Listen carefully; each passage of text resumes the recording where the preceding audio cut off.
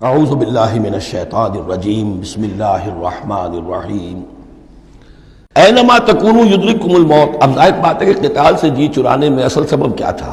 موت کا خوف۔ اب اس کو کھولا جا رہا ہے جو ان کے دل کے اندر ہے۔ اینما تکونوا یدرککم الموت، جہاں کہیں بھی ہوگے موت تو تمہیں آ لے گی، پا لے گی۔ وَلَوْ كُنْتُمْ فِي بُرُوجٍ مُشَيَّدَةٍ، خواہ تم بڑے مضبوط فورٹیفائڈ دلوں کے اندر اپنے آپ کو جا کر محصور کر لو۔ بروج قلعے کے لیے آتا تھا، مشیدہ بہت مضبوط۔ وَإِن تُصِبْهُمْ حَسَنَةٌ يَقُولُوا هَٰذِهِ مِنْ عِندِ اللَّهِ۔ ان منافقین کا ایک اور طرز عمل دیکھیے، اگر مسلمانوں کو کوئی اچھی شے مل گئی، کوئی فتح ہو گئی، کوئی اور خیر آ گیا، حضور کی تدبیر کے اچھے نتائج نکل آئے، تو اسے حضور کی طرف منسوب نہیں کرتے تھے۔ کیا کہتے تھے؟ ان تصیبہم حسنۃ یقولوا ھذہ من عند اللہ، بڑا اللہ کا فضل ہوا، بڑا اللہ کا کرم ہوا، اللہ نے کیا ہے۔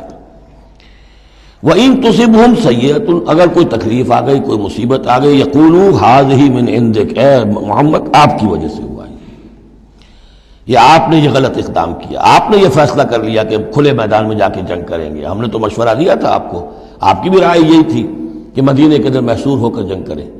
خیر آ گئی تو اللہ کی طرف سے، اور اگر تکلیف آ گئی تو اے محمد آپ کی طرف سے۔ قل کل من عند اللہ، کہہ دیجئے یہ سب چیزیں، خیر ہو، شر ہو، تکلیف ہو، آسانی ہو، مشکل ہو، جو بھی صورت میں سب اللہ کی طرف سے ہیں۔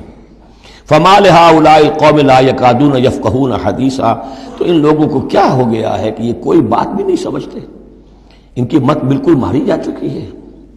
اب یہاں جو اگلی آیت ہے اس کے بارے میں کافی قول ہیں، لیکن جو میرے نزدیک راجح ہے وہ میں بیان کر رہا ہوں کہ اس میں تحویل خطاب ہے۔ شروع میں جو خطاب کیا جا رہا ہے وہ ان مسلمانوں کو جن کی طرف سے یہ کمزوری یا نفاق ظاہر ہو رہا تھا۔ ما اصابک من حسنۃ فمن اللہ وما اصابک من سیئۃ فمن نفسک۔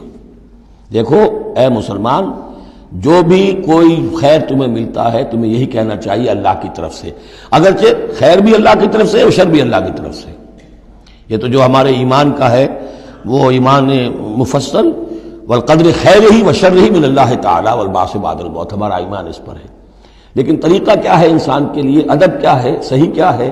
وہ یہ ہے کہ خیر ملے اللہ کا فضل ہے، اور اگر کوئی خرابی ہوئی ہے میری کسی غلطی سے ہوئی ہے، مجھ سے کوئی کوتاہی ہوئی ہے، مجھے اللہ تعالیٰ نے کوئی تعدیب فرمانی چاہیے۔ وَأَرْسَلْنَاكَ لِلنَّاسِ رَسُولًا، اور اے نبی ہم نے آپ کو تو لوگوں کے لیے رسول بنا کر بھیجا ہے۔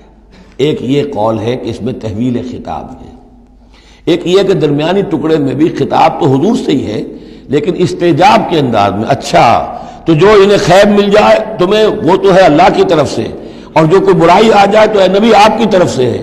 کیا بات یہ کہہ رہے ہیں جبکہ اللہ نے آپ کو تو رسول بنا کر بھیجا ہے؟ تو یہ دو تعبیریں ہیں اس کی، میرے نزدیک پہلی تعبیر راجح ہے۔ وَكَفَىٰ بِاللَّهِ شَهِيدًا، اور اللہ تعالیٰ کافی ہے گواہ کے طور پر یا مددگار کے طور پر۔ مَن يُطِعِ الرَّسُولَ فَقَدْ أَطَاعَ اللَّهَ، جو کوئی اطاعت کرتا ہے رسول کی، جس نے اطاعت کی رسول کی اس نے اطاعت کی اللہ کی۔ یہ ٹکڑا بہت اہم ہے، اس لیے کہ اس کے ساتھ ہی آپ حدیث اپنے دماغ میں ٹانک لیجئے، اپنے ذہن میں، اس لیے کہ یہ جو کام تھا سارا کا سارا ایک جماعتی زندگی کے تحت ہو رہا تھا، اور اس میں رسول جو ہے صلی اللہ علیہ وسلم وہ جنگ میں ہے تو کمانڈر ان چیف ہے، لیکن کمانڈر ان چیف کے ساتھ دوسرے چھوٹے کمانڈرز بھی تو ہوتے ہیں، میمنہ پر، میسرہ پر، قلب پر، عقب پر، ہر اول دستے پر کون ہے؟ لہذا چین ہے یہ اطاعت کی، سم اطاعت کی، کہ حضور نے فرمایا من اطاعنی فقد اطاع اللہ، وہ تو یہی بات آ گئی، من یطع الرسول فقد اطاع اللہ، من اطاعنی فقد اطاع اللہ ومن عصانی فقد عصى اللہ۔ جس نے میری اطاعت کی اللہ کی اطاعت کی، جس نے میری نافرمانی کی اللہ کی نافرمانی کی۔ ومن اطاع امیری فقد اطاعنی، جس نے میرے مقرر کردہ امیر کی اطاعت کی اس نے میری اطاعت کی۔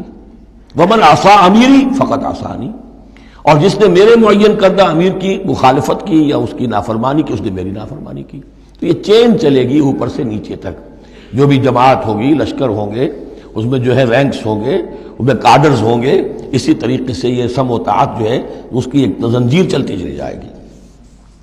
ومن تولی فما ارسلناک علیہم حفیظا، اب جو اس سے منہ موڑ دیں، روگردانی کریں، تو اے محمد صلی اللہ علیہ وسلم، ہم نے آپ کو ان پر داروغہ بنا کر یا ذمہ دار بنا کر نہیں بھیجا ہے، وہ پھر اپنا معاملہ اللہ کے ہاں جا کر وہ خود اس کا محاسبہ جو ہے فیس کریں گے۔ وَيَقُولُونَ طَاعَةٌ، اور ان منافقوں کا حال یہ ہے کہ آپ کے سامنے تو کہتے ہیں طاعہ، ٹھیک ہے آپ نے جو فرمایا قبول ہے، ہم اس پر عمل کریں گے۔ فَإِذَا بَرَزُوا مِنْ عِنْدِكَ، جب آپ کے پاس سے جاتے ہیں، بَيَّتَ طَائِفَةٌ مِّنْهُمْ غَيْرَ الَّذِي تَقُولُ، اور اب ان میں سے ایک گروہ جو ہے وہ جا کر ایسے مشورے آپس میں شروع کر دیتا ہے جو خلاف ہے اس کے جو وہ وہاں کہہ کر گئے ہیں۔ سامنے تو ہو گئی، بعد میں جا کر جو ہے ریشہ دوانی، سازش۔ واللہ یکتب ما یبیتون، اور اللہ لکھ رہا ہے، نامہ اعمال ان کا تیار ہو رہا ہے، وہ جو بھی مشورے کرتے ہیں۔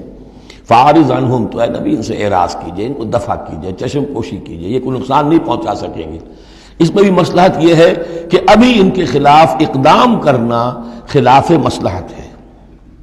جیسے ایک دور میں فرمایا گیا کہ ابھی فاعفوا واصفحوا، ان یہودیوں کو ذرا ابھی ان کی شرارتوں پر نکیر نہ کیجئے، جو کہہ رہے ہیں صبر کیجئے، اس لیے کہ ابھی اسی کے اندر مصلحت ہے کہ ابھی یہ محاذ نہ کھولا جائے۔ اسی طرح ان کے بارے میں کہا کہ آرزنو، ابھی ذرا کچھ عرصے کے لیے، یہاں الفاظ تو نہیں ہے وہ عرصے کے لیے، لیکن نتیجے کے طور پر، اس لیے کہ غزوہ تبوک کے بعد پھر حضور نے ان پر گرفت شروع کی، تو وقت آ گیا کہ اس کے بعد ان کے پردے چاک کر دیے گئے، جو پردے پڑے رہے تھے اب تک وہ پردے اٹھا دیے گئے تھے۔ فَأَعْرِضْ عَنْهُمْ وَتَوَكَّلْ عَلَى اللَّهِ، اور آپ اللہ پر توکل کیجئے، وَكَفَىٰ بِاللَّهِ وَكِيلًا، اللہ کافی ہے سہارے کے طور پر۔ یعنی ان کی یہ ریشہ دوانیاں، ان کے یہ مشورے، ان کی یہ سازشیں، یہ سب جو ہے پادر ہوا ہے، اور یہ سب نسیاں منسیہ ہو جائیں گی، آپ فکر نہ کیجئے۔ افلا یتدبرون القرآن، تو کیا یہ لوگ قرآن پر تدبر نہیں کرتے؟ پڑھتے تو ہیں، میں نے آپ سے کہا نا نمازیں تو وہ پڑھتے تھے، جو بھی منافق تھا اسے اس وقت نماز تو پڑھنی پڑتی تھی، ورنہ تو مسلمان نہ مانا جاتا۔ آج تو مسلمان مانے جانے کے لیے نماز ضروری نہیں ہے، اس وقت تو ضروری تھی، بلکہ عبداللہ ابن ابی تو پہلی صف میں ہوتا تھا، اور جمعے کے روز تو خاص طور پر حضور کے خطبے سے پہلے کھڑا ہو جاتا تھا اور اعلان کرتا تھا، لوگوں توجہ سے سنو، یہ اللہ کے رسول ہیں، اپنی چودراہٹ کے اظہار کے لیے کہ میں یہاں کا چودھری ہوں۔ تو وہ نمازیں تو پڑھتے تھے، قرآن سنتے تھے، لیکن افلا یتدبرون القرآن، قرآن پر تدبر نہیں کرتے۔ یہ قرآن ان کے سروں پر سے گزر رہا ہے، یا ان کے ایک کان سے داخل ہو کر دوسرے کان سے نکل رہا ہے۔ وَلَوْ كَانَ مِنْ عِنْدِ غَيْرِ اللَّهِ، اگر یہ اللہ کے سوا کسی اور کے پاس سے آیا ہوتا، لَوَجَدُوا فِيهِ اخْتِلَافًا كَثِيرًا، تو اس میں بہت سے تضادات وہ پاتے۔ اس پر غور کرو گے، یہ بڑا مربوط کلام ہے، اس کا پورا فلسفہ جو ہے بہت منطقی طور پر مربوط ہے، اس کے اندر کہیں کوئی تضاد نہیں ہے۔ صدق اللہ العظیم۔